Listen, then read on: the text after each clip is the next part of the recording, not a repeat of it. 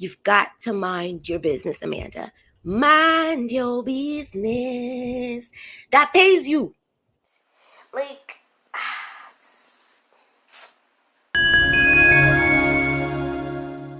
so today's random thoughts are brought to you by Amanda Seales and Club Shay Shay.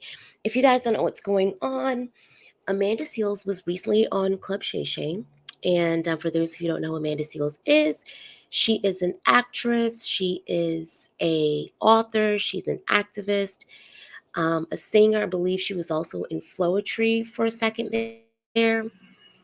All around talented individual.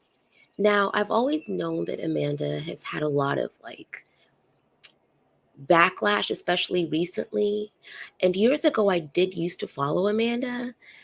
But then I guess I stopped following her. But then again, I got off social media altogether. So I really don't know what's going on. But I do know that, yes, she can be a bit much for certain people. But, that's okay. Everybody's entitled to be however they want to be. That being said, so her interview with Club Shay Shay, she was discussing this particular portion of it that we're going to review. She was discussing Issa Rae. And if you're unfamiliar, Amanda Seales was on Issa Rae's show Insecure. And I think she did a really, really good job. I mean, all of the ladies, they did a phenomenal job. So this particular part we're reviewing, she's discussing the situation with Issa Rae and something that happened a couple of years ago, something about a party, an invite, who knows? We're gonna take a listen to it. But also, let me also say this. That was two alsos. In the beginning of the interview, Amanda did say that she was recently diagnosed with autism. Now, in the last couple of hours, she's come out and said that she wasn't clinically diagnosed.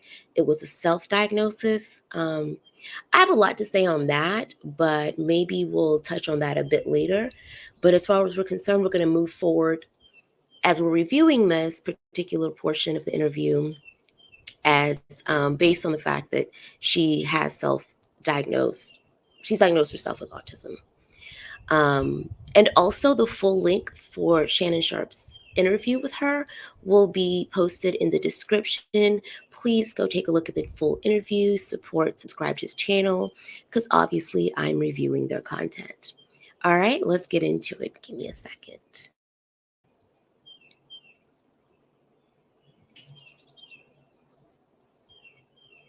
I'll be starting and stopping at different times, so you guys just let me know.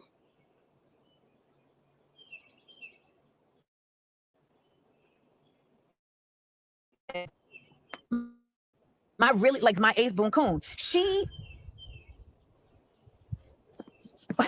used to hear me tell stories. And she would be like, and she revealed this later. She was like, I would say to myself, she must be leaving something out. There's no way this could have happened this way. Right. She must be leaving something out. Until I got kicked out that Emmys party. What'd you do to get kicked out the Emmys party? Damn, we can't take you nowhere. What'd you do? I go to a lot of places because I'm lovable and people like me and I'm delightful. Okay, you guys heard her. She said she goes to a lot of places and she's lovable and people like her. I am delightful. What did you do? I will say she does have a very beautiful smile. I arrived. Okay, you arrived. Okay, you're inside. No, so here's how it went.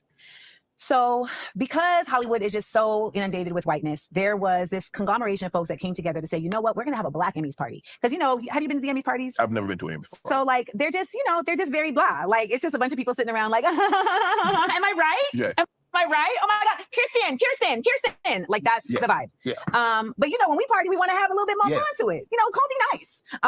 So what up, Derek? So in 2018 was the first one where they had a Black Emmys party. Mm-hmm. So basically, it's like everybody who done been to all them other parties coming this one. Yes. And I went to that party with Jill Scott.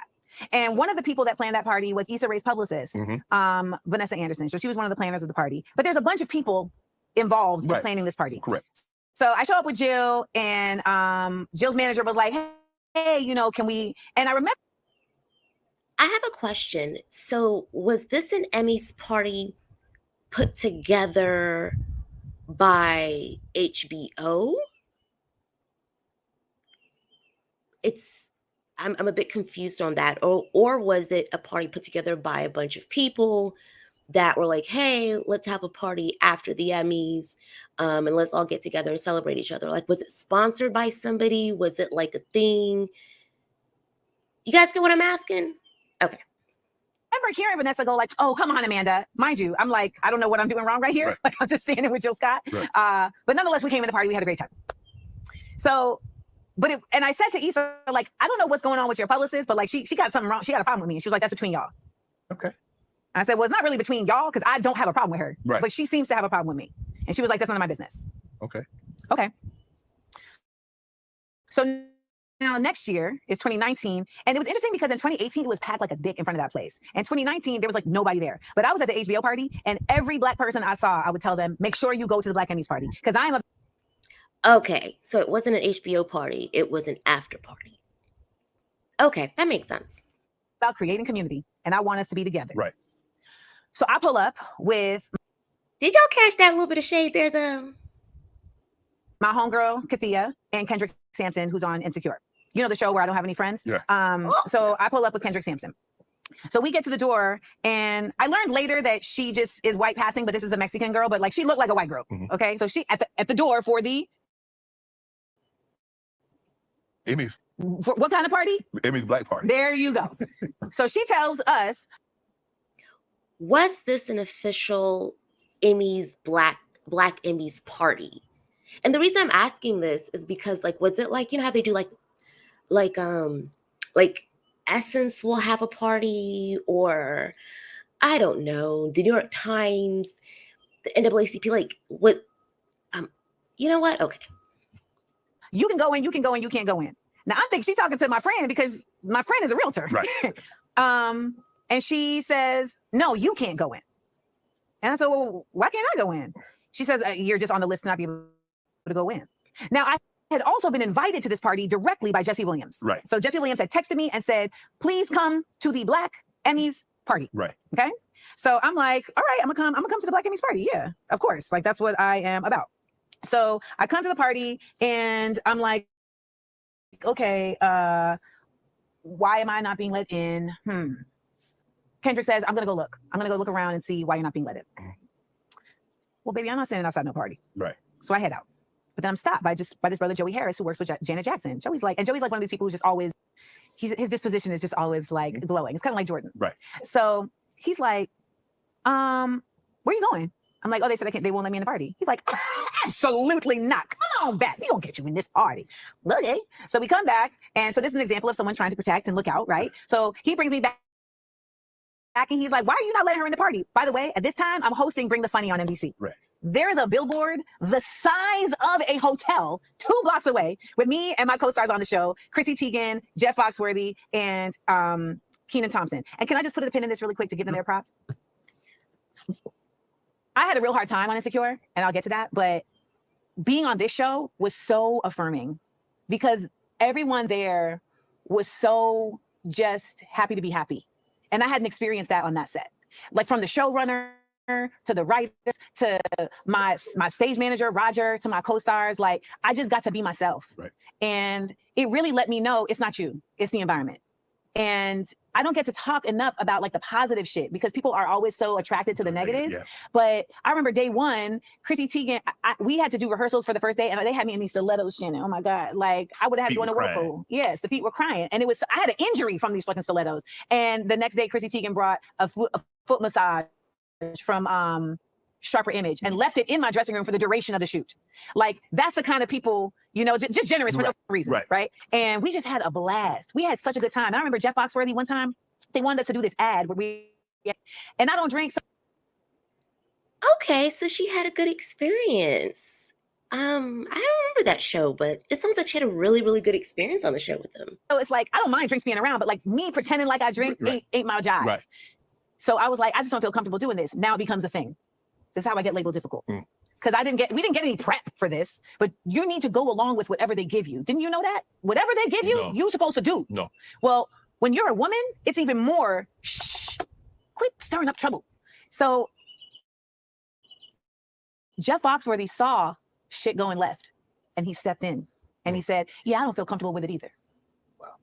he used his fame, his white manness, you know, he used his disposition to just take the heat off of me. He said, I got you. To this day, I really want to do a show with Jeff Foxworthy. We would just like fish and talk shit. So let me know if you want to You participate. ever been fishing? I've been present while someone is fishing, but I have not been given a rod. So you hadn't had a rod or a pole in your No, hand. So but I have dated men from the South. I have been present and had crappie cooked for me. Yes. Oh, okay. So yes. So I think you'd be more of a shore fisherman, you know, on the land. Can't be in the boat. I'm generally. Yeah, but I'm saying we go. Oh, baby step. Yeah, we go baby step. Yeah. It's harder in the boat than on the land. Yeah, probably so. Really? Because you're not as now. It all depends. I thought there were more fish in the center. There are more fish. Yeah, but when they go way out there, they're normally fishing for a particular type of fish. That's funny because I would have thought the same thing. Like, aren't there more fish in the middle? Like when you're on the shore, you fish for anything to bite: catfish, crappie, you know, perch, bass. But normally when you go out, you fish for, you know, maybe you're trying to catch tuna, you caught branzino, something like that. Tuna. Snapper? Yes. Okay. I'm into it. You know about fish, you just never actually had a rod in your hand and like brought it in. So I am I hyperfixate. So I know a lot about a lot of things because I become immersed. Yes.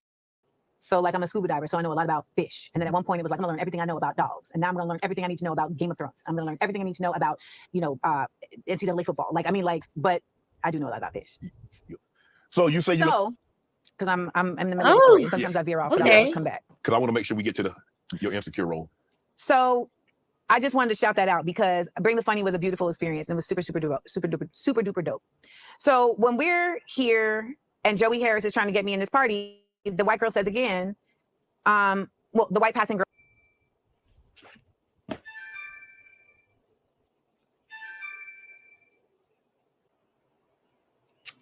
Hey, sorry guys. For whatever reason, I forgot to turn my ringer off, but we'll try to get that edited out. Let's get back to what she was saying. I know you guys, it can be a lot. It can be a lot, but let's hear her out. Let's hear her out. Girl says again, yeah, no, she can't come to the party. So Joey's like, I go inside and figure out what's going on. Again, I'm not about to stand out here. Right. So I start to walk away again, and now Elijah Kelly comes out. He's like, hey, where you going?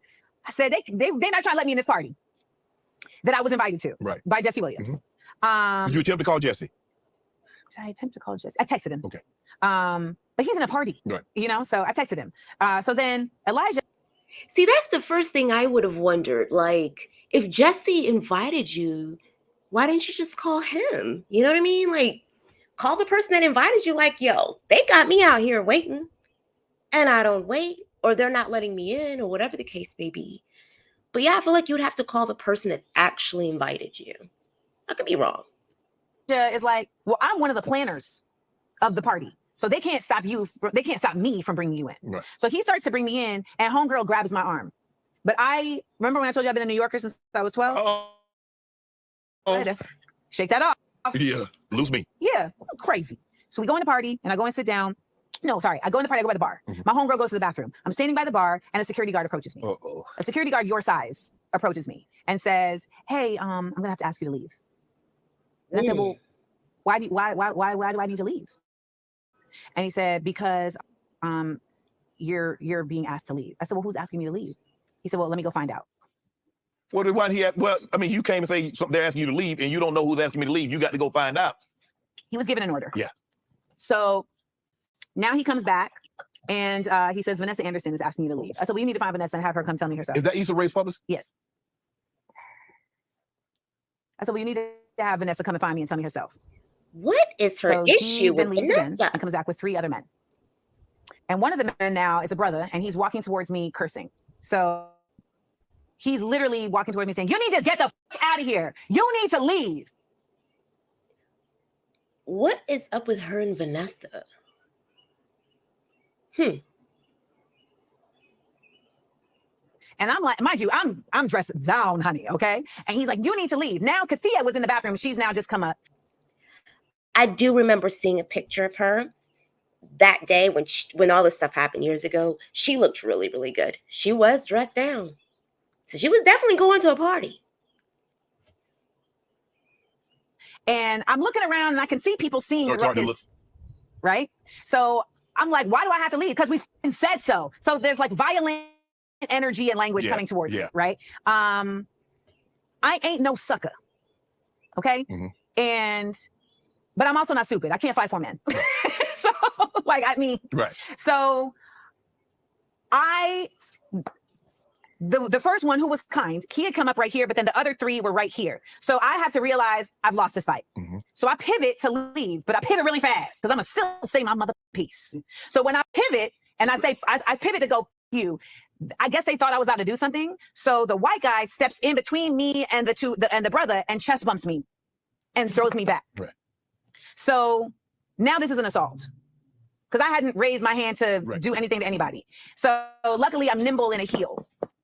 So but now it's like, now I've been assaulted. So your natural response. So I'm about to go Super Saiyan on these motherfuckers. It's Goku over here. I'm like, and I hear in one ear, I hear the security guard saying, please, Amanda, don't do it. And it feels like, please, Miss Sealy, don't do it. Don't be like me, Miss Sealy. Don't be like Miss Sophia. And then in the other ear, I have my homegirl who's from the Bronx, like, what the f is going on? This is some bullshit. And all I'm hearing is beep.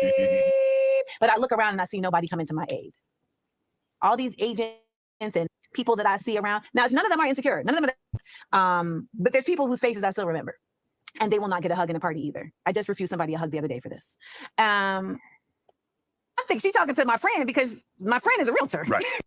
Oh, I'm so sorry, you guys. I went all the way back. Let's move on. Party. She 2 days too late. Wait, you guys. And all I'm hearing is beep. But I look around and I see nobody coming to my aid. All these agents and people that I see around. Now, none of them are insecure. None of them are the actors from Insecure. But there's people whose faces I still remember. And they will not get a hug in a party either. I just refused somebody a hug the other day for this. And I realized, like, you got to go. So we walk outside and the security guard says to me, and I'm so sorry, like, I'm just doing my job. I said, I feel you, but you have to ask yourself, is it worth doing a job that makes you go against your moral compass? Oh, wow. Dang. So I hope he left that job because he could tell that he was mixed up in some bullshit. So we're in a back alley, like waiting for a car, and I'm crying because this feels like, I've been humiliated and I didn't do nothing. And that was the night that me and my homegirl became super, like, that became my sister because she was like, when you would tell me that shit would happen to you, I would think she must be keeping something out. Right. But I literally just watched you do nothing. You literally just came somewhere you were invited. Right. And even though you tried to leave, multiple people. Okay, so when it comes to this particular situation, I'm a bit confused because I do remember her recounting the story years ago, and I just always assumed it was this Vanessa lady. It was her party. Like and if I'm not mistaken, she has a public relations firm. She's Issa Rae's publicist. She's not the publicist for Insecure, nor is she the publicist for HBO. She's the publicist for Issa Rae, which would be no different than maybe Issa Rae's, I don't want to, like, bodyguard or something, or security guard, somebody that they contract that works for them. Now, if it makes sense to me, she's a publicist that threw a party probably to get more clients. I don't know. But I always assumed it was Vanessa's party and that it was not like open to the public. But I guess it seems like it was a party thrown by a lot of different people. Whatever the case may be, Jesse Williams invited her, and that's who she should have really been seeking out at the end of the day. That's interesting. But if it was Vanessa's private party, then I can understand, hey, if somebody doesn't want you to party, you got to go. But if it was like a Hollywood industry Insecure HBO type of thing that a lot of people put together, then yeah, that's a bit shady for, Vanessa to kind of have her kicked out. So it just depends on the actuality of the party itself. Oh, child, this is a lot. Said, no, you belong here. Multiple people, another person on this team said, you belong here, so I'm bringing you in here. And then when I tell the story on my Instagram and on my podcast, it ends up getting turned into this whole other thing of you don't belong here. Amanda Seales doesn't belong here. And that's the thing, that's a narrative that has come about. Like, I don't perpetuate. Yes, I don't belong in these places. And what ended up happening 2 days later is that I got. Well, the thing is you do belong in these places, but you don't belong in a private party. Am I tripping? Like, I feel like she belongs in these spaces. Like, that's why she was at the HBO party. She belongs in these spaces. But if it was a private party, you can't just feel like you are entitled to belong to someone's private party. I don't know. Got a call from Issa. And she called me and said, hey, I heard what happened this weekend. I just want you to know I have nothing to do with it. Would you be willing to talk to Vanessa? No. Vanessa at the party. She do that, it's too late. So I've never talked about this publicly because it has always been incredibly important to me to protect Issa. Because I know that Issa is doing something within this business that so few people get to do. And it's not something I desire to do. Like, I'm not interested in getting $100 million production deal. Like, that's not a life that I want for myself. But I know that her role is very important. And so I've always protected Issa. However, there's just been enough instances at this point where I should have been protected by Issa and I wasn't. And one of my biggest problems that we have discussed several times in this interview is that I think people are going to show up for me the way I show up for them. And now it's at a point where my protecting of Issa has become turned on to me and something that people are using against me. There's a whole narrative that is completely false that people keep spinning. They keep saying, you know, that I'm this mean girl on this set, that I harmed these people on this set. I just want to point out something very basic. How can I be a mean girl on a set that ain't my set? How? You can totally be a mean girl on a set that's not your set. You could totally be a mean girl on a set that's not your set. Just like you could be a mean girl at a company that you don't own. I mean, you know, it happens that way.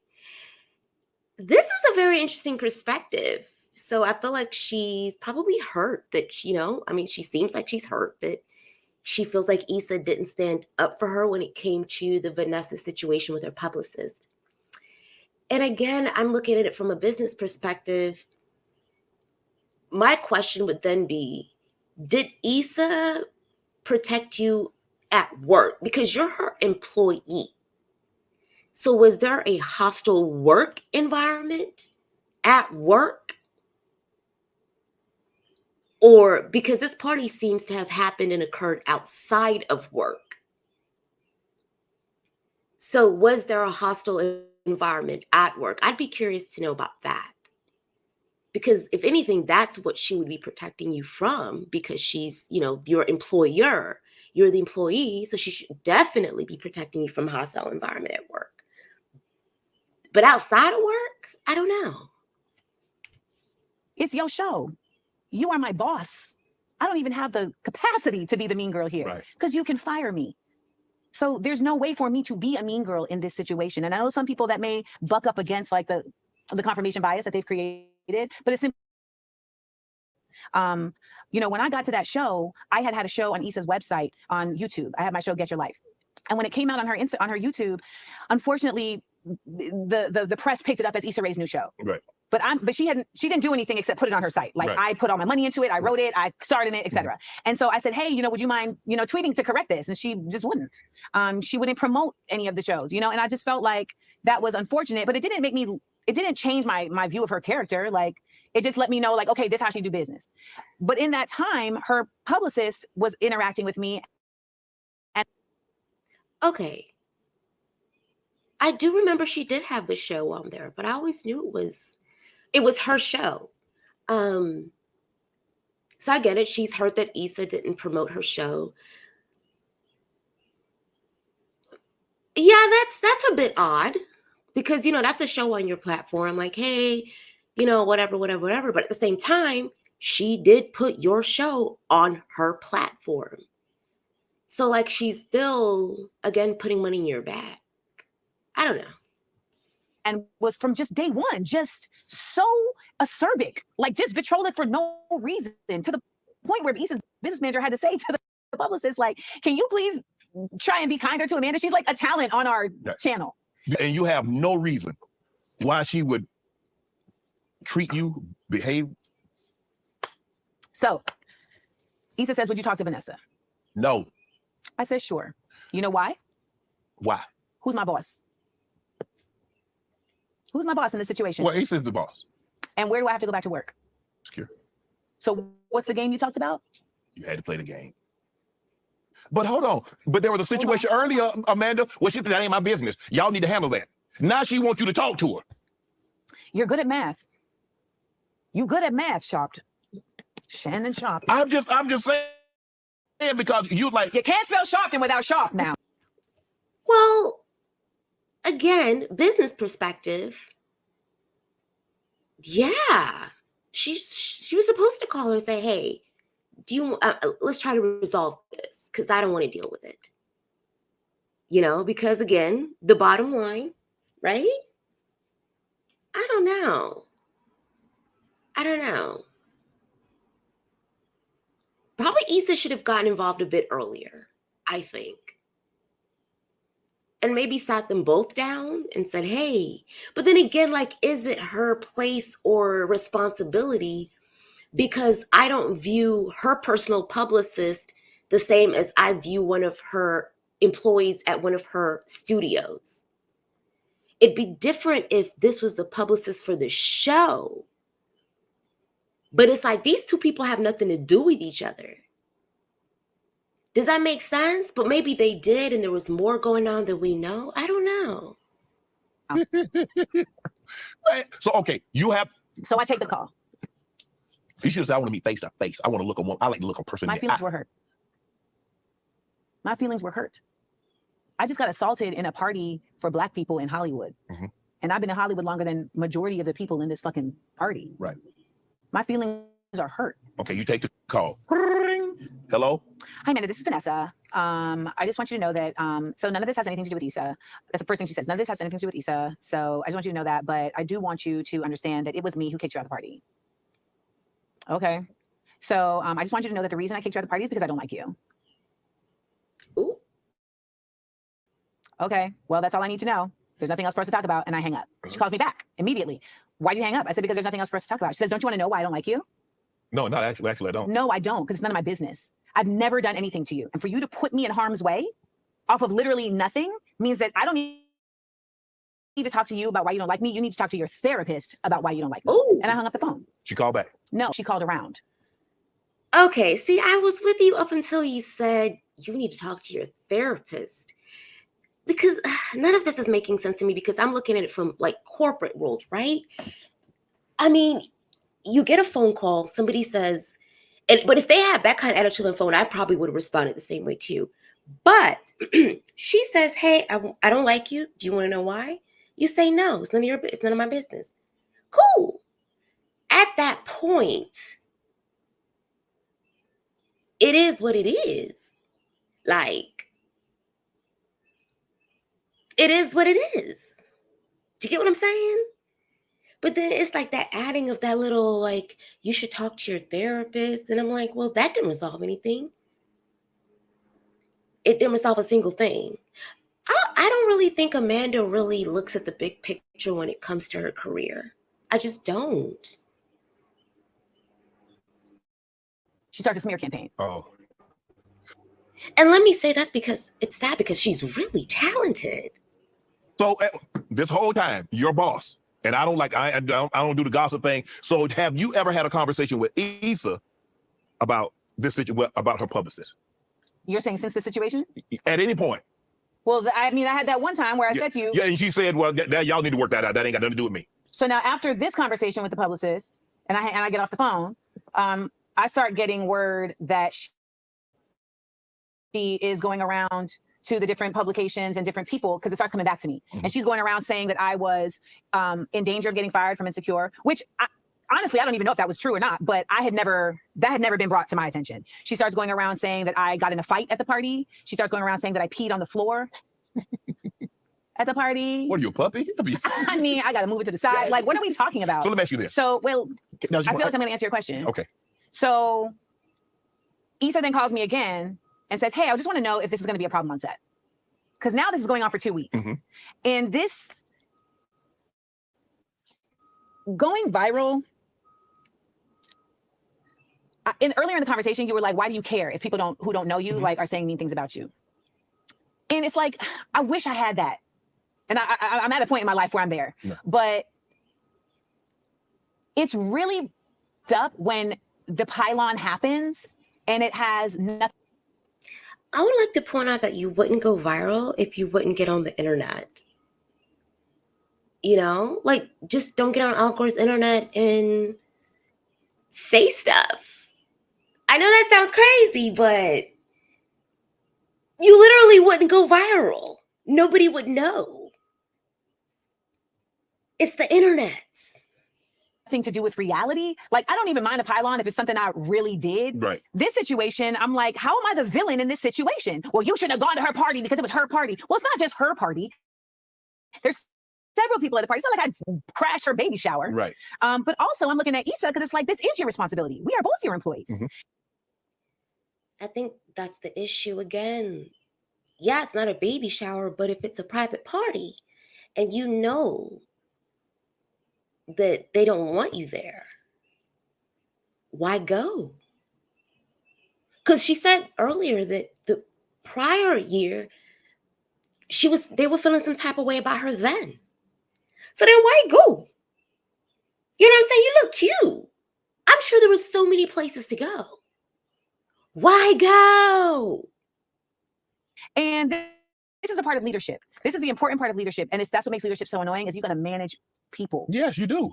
And personalities. And yes. It's a very difficult task. But it is par for the course. Yes, but that's why you got the 100 million or whatever you got, is to manage your employees. So I said, listen, I am not saying that it's going to be a problem on set, but I do think it is a problem that you don't feel that you need to step in. And she was like, well, then we just have a difference in opinion. Like,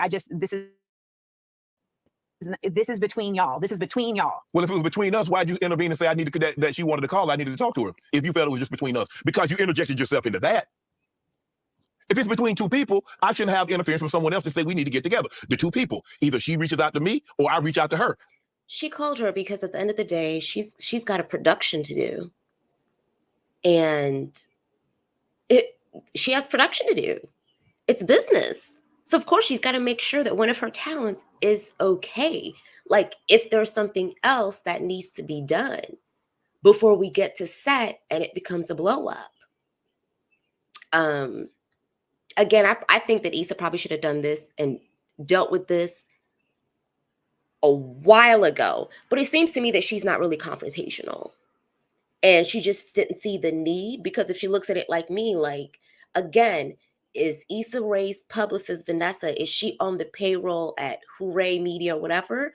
Or does she own her own public relations firm and the firm represents Issa Rae? If that's the case, then y'all are not her employees. Does that make sense to anybody? No? Either way, Issa should have handled this a long time ago. I don't need you to intervene, but you felt the need to intervene in that, but now you don't feel the intervention to go any further. Oh, sorry. So I'm also promoting my book. Right. So this hits me because now the press is canceling. So this is now affecting me professionally. And I didn't do shit. Right. And I don't like you, in my opinion, is not a sufficient reason to... Amanda, the press canceled because you went viral, because you got on Al Gore's internet and you brought attention to it. In the middle of you knowing you have books to sell. Oh my goodness. Business, people, business. Sick for security guards on me and remove me from a black space. Right. Which also begs the question, what the fuck is a black space? Because we like to claim that they're safe spaces and, that they're for us. But at this point, black spaces are literally, it's just black faces. Right. And that even is, something to do with this pressure that I've been going through. But to stay on course. So now we have to go back to shooting. Uncomfortable. I'm uncomfortable. And I ain't even on set. And nobody's saying nothing to me. Everybody knows, because at this time, it's just with women shooting. Everybody knows what's going on. They don't say nothing. And that's just fucking mean. It's mean. They don't say nothing to me. Yes, it's mean. Also, it's business. Also, some people just don't like to get involved in other people's things. Also, it's business. At this big age, you should be knowing business. And let me tell you, from the beginning, I've been trying with these ladies because I want to make community everywhere I go. I done invited them to my house. They didn't come. I brought them gifts. They said thanks. I tried to plan a retreat. They said we don't want to go. You know, I created our group chat for the show. I created game nights for the show. Nobody participated. Okay, now that's kind of mean. That's mean. If she went out of her way to do all those things and nobody even wanted to participate, okay, come on now, ladies. Come on. I mean, eventually, but like reluctantly. But I'm trying to do this, you know, because I think that it's like when I walked in and I was like, I feel like it's my role to make you feel comfortable. Like, I feel like that's my way of getting around this thing, this stigma that people like to put on me that ain't got shit to do with how I really exist. Okay. And in this situation now, I'm publicly now being like excoriated. You got this earthworm Jim looking nigga, Saruna, is out here talking about, well, no one likes you, so that's why you weren't invited. What's hilarious about that is that we were only in 2 scenes together, so this is not somebody that really knows me. But you know what the other thing is, Shannon Sharpton? Wow. This is a brother who ended up having a child with someone on the show. And when he had the child, there was rumors that were going around that he was not claiming the child. And so these people had started talking about it. But the people that are talking about ain't my people. I'm not involved in it, but I hear it because we on set. Right. And then he come around and it's, hey, I don't like that. I don't like that. It's not honest. So even though that's not my boy, I pull him to the side. I say, Pete, people out here are talking about you behind your back about this situation. Streets talking. And I said, listen, this is a small business. So at the end of the day, if you are this child's father, I think you should exclaim it to the rooftops. If you are not, if you are and you don't want to claim this child, I would like for you to just consider rethinking that, because as somebody with a father that did not show up for me, I really feel like she would really benefit from having a father in her life. And he was like, well, why ain't nobody coming to me? I said, I'm literally coming to you right now. And you ain't even my peoples. But I don't think it's fair that you're being talked about behind your back by people that you think are your peoples. He said, well, thank you for that. That's the same nigga that fixed his mouth to jump on the bandwagon of we hate Amanda because it was a bandwagon and he wanted to be seen. He thought maybe he was going to get. Okay, I might have spoke a little too soon. Okay, all right. Okay, wait a minute. Hold on. I'm starting to see a pattern here. Number one, Sarunas and his brother would not recommend. I do remember those rumors about him having the baby with the lady that played the bank teller that Lawrence ended up dating or whatever. I do remember that. But the story you just explained, Amanda, explains something I spoke about earlier and commended you for. You, did not mind your business. Okay, you're at work at Insecure. Your business is there. The business that pays you is Issa Rae. I could understand because you guys do go back. If they were talking smack about her, you going to say something to her because that's the business that pays you. But Sarunas doesn't pay you.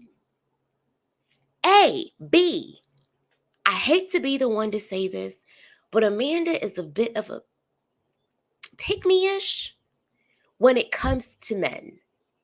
And that's why I think it's funny that people say that, oh, she doesn't like black men. That's not true. So you're at work, you're hearing people gossip about this man that you said is not even your friend, your people's. It's likely some of the ladies. And you fix yourself to go and tell this man, A, he's being gossiped about, and B, give him advice because you're projecting what you went through, which I'm not saying wasn't bad advice. It was really good advice. You could have just went up to that guy and be like, you know what? Dude, if you got that child, man, just go take care of your kid. That's all you had to do and say. And I think that's great advice. But you just said a whole bunch of other stuff. And you inserted yourself in a mess with a man, because Amanda got the cape, that turned on you anyways. So all the women that were gossiping about him, they knew he won ish. And you threw, I don't know, the other people under the bus, I don't know, to protect him. And he wasn't going to protect you anyways. Ma'am, you go hard for people that are not interested in protecting you. So I'm confusion. Like, you put yourself in that mess. You should have just sat there and ate your food in the lunchroom. And you wonder why nobody was coming to your parties. Because he probably went back and was like, oh my gosh, she said this and she said that. And you know what I mean? Especially if you already have a reputation. Girl, you know them people didn't even like you anyways. And you went and you just, girl, and started yourself in something that had nothing to do with your business. You've got to mind your business, Amanda. Mind your business. That pays you. Get an extra, right. He thought he was going to get an extra scene or something. So now we're on set, and I finally say to Issa, so are we just not going to talk about this? Because it's now going on for 3 weeks, and my mental health is suffering, okay? And it was a tough time. And she's like, well, you know, like, what do you want to talk about? And I said, listen, like, this was a terrible experience. Right. This was terrible. And I like literally cried, like face to face with her, like, this is terrible. And she's like, this is the first time she finally says, like, well, I'm sorry that happened to you. It took 3 conversations. And I said, well, you know, I'd like to talk to you further because I need you to speak to Vanessa. She is trying to ruin my career. She's like, I don't think so. Like, she's trying to ruin my, so I bring her into the room, I bring her into my trailer, and I had to do another 48 Laws of Power. I sat her on a higher plane than myself so that she can feel as the queen. And in this setting, she is the queen. Right. And I said, you know, I don't need nothing from you. So I don't have a reason to lie to you. But the people that work for you, like in close quarters, whose names are really attached to you, they will lie to you. And I had to convince her that, like, this is really happening. Like, I'm not making this up. And even if it turns out to be not happening, I still need you to speak to her to deduce what is or isn't. Right. So then she finally went and spoke to her. The damage is done, right? Because now you see how every few years this becomes. But again, Vanessa called you and told you she didn't like you, and then asked you if you want to know why. And you said no. So now why Issa got to go and talk to her? Like, you went to war with a publicist. Amanda. 48 Laws of Power, huh? That's interesting. It was a thing. And it was started from a lie. Right. It was started from a lie. And, you know, it's not about convincing people, because I don't need to convince nobody or nothing. But I just don't ever feel comfortable with people forming opinions not based on truth. Shit, I got in trouble for saying nigga on Insecure. I got in trouble for telling a brother he was a revolutionary nigga. In trouble. Like, literally got pulled aside and was told, we need to talk about the incident that you had. I guess when you're in corporate, you got to keep it corporate, man. We say nigga on the show. We say nigga all day on this motherfucking show. And it was a black woman who pulled me to the side. And this brother is tatted from the neck down, eating edibles on set from Detroit. I mean, that's nigga.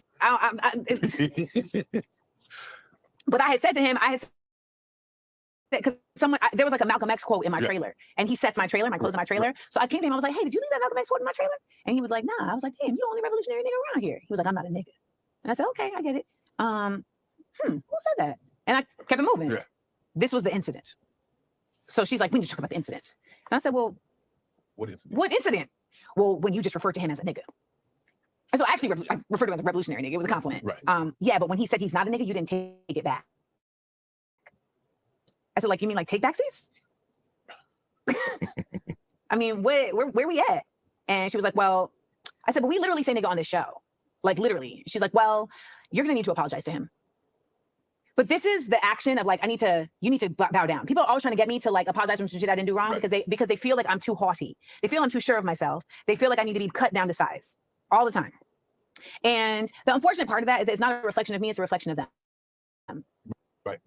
Because what is it about me that makes you feel small and you want me to get down to your level? Or maybe he just didn't want to be called that.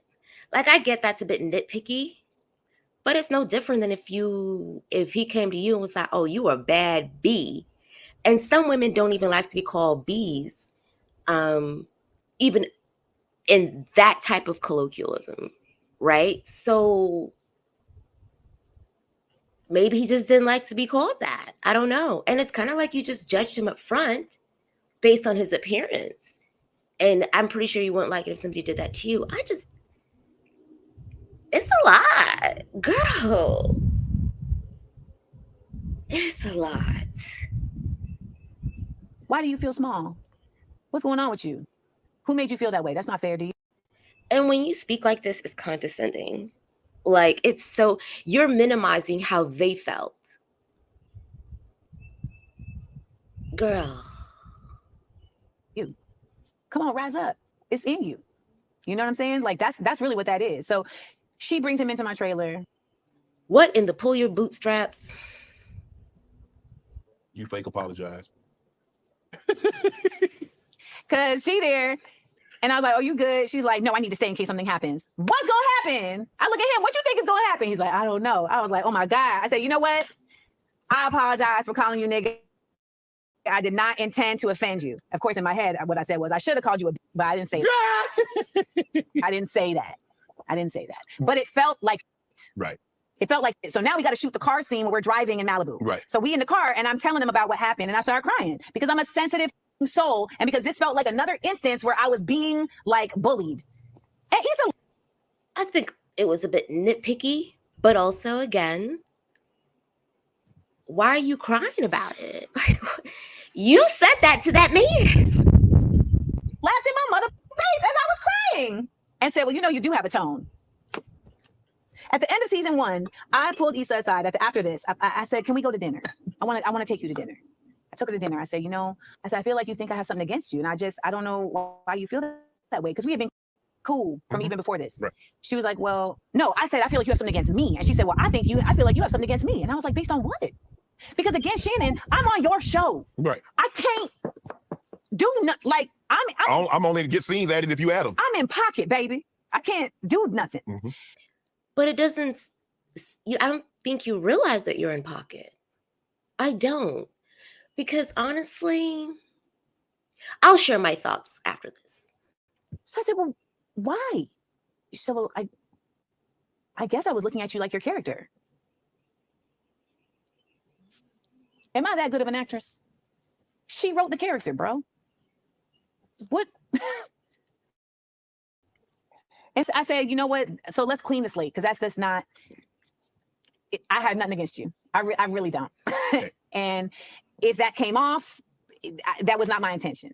But by the end of the show, there were just certain scenarios where I had to really always be the bigger person and be the balm to the situation. And then in season 5, she just came out of her face at me one time too many, and I just chose to stop being the balm because the show was wrapping. It was the end of the season. It was the end of the series, and I'm just not going to keep doing this. So what did you do? Nothing. I just stopped communicating. Oh.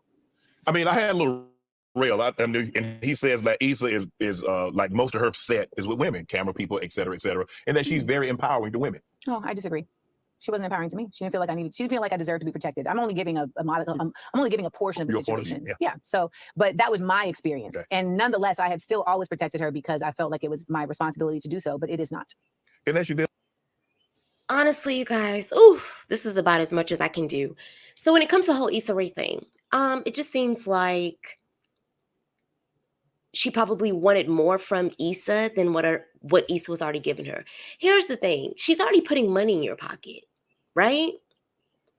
And you couldn't have been that canceled because you got an HBO comedy special around the time, you and Yvonne, around the time Insecure was wrapping up. So I'm confused, because I feel like if it was an Issa thing, then she would have tried to stop that bad. It just seems like maybe in some of y'all's conversations, you caught that condescending tone one too many times with her too. Or maybe a lot of people have had to come to her because it is her production and they've had to complain to her and she's gotten tired of hearing it. I don't know. It just seems like it's a lot. The theme I caught on with Amanda is that there's a lot of entitlement going on. And also, for someone who has read 48 Laws of Power, Amanda, you have got to go back and read everything again. Because the whole theme of 48 Laws of Power is about being likable. If you read all the stories, in the end, it's who was liked the most. That's it. And being likable is a skill. And using neurodivergency, I feel some type of way about that. And y'all, let me tell you why I feel some type of way about that. Because when you get on Al Gore's internet and you equate behavior that people might will see as unlikable behavior to neurodivergency, especially when a lot of Black women are diagnosed later in life because we mask, that's dangerous. And then turning around and saying that you self-diagnosed because it costs 10 grand. 10 grand where? The most I would think would be 1,500 to 2,000, only because psychiatrists, a lot of them don't take insurance. And it costs between $200 to $300 an hour. But you can go to a psychologist, a licensed professional counselor, a mental health professional can diagnose you. What's up with health insurance? I mean, no tea, no shade, but you had a lot to say about people and their passports and their Jordans. But you are saying that investing thousands of dollars into your mental health is too much? Girl, you have a pool in your backyard. Get into it. I don't know. What do you guys think below?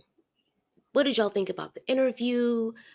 What did you guys think about all the things we learned about the intricacies between Issa and Amanda? It's a lot. Oof, it was a lot, girl. It's a lot. You're doing a lot. Maybe I'll come back and review some of the other stuff. But oh my goodness, what an interview. Anywho, if you like the vibes, like the video, comment your random thoughts below, share, subscribe, and until next time, my loves, stay random. Like,